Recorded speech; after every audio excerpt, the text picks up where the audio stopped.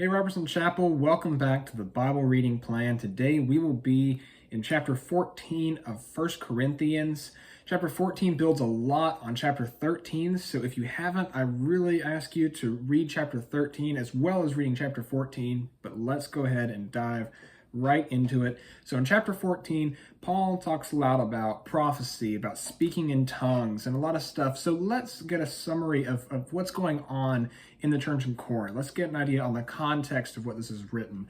And from history, we see that in the church in Corinth, there were people who were interrupting worship services. They were interrupting and speaking in tongues, and nobody could understand what they were saying. This is very different from the speaking in tongues that the apostles do in the book of Acts at Pentecost, where other people are understanding, other people are hearing the gospel, and it's bringing in unbelievers.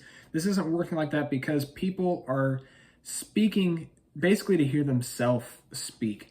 And so the main point I want to drive is in verse 12 of chapter 14. So you, since you are zealous of spiritual gifts, seek to abound for the edification of the church. So just like in chapter 13, where we see that all of the spiritual gifts, they aren't really worth anything without love, so too, these spiritual gifts aren't worth much if they aren't helping other people. Our gifts aren't there to grow and build ourselves. They're there for us to pour out into others, to build others up, to grow the body of believers. And so what Paul is warning here is don't do things, don't interrupt, don't mess up things only for your own sake, but instead have your gifts and use them to bring about change for the whole church. I want to bring into one more verse as to why. So let's skip over to verse 33. For God is not a God of confusion, but of peace, as in all the churches of the saints.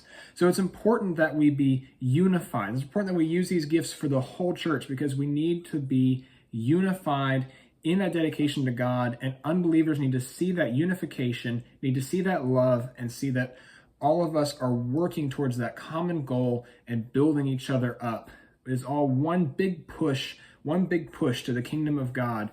And one of the biggest parts is we can't have people off doing their own thing, working for themselves, only working for God, for the church. That's all I have for you today.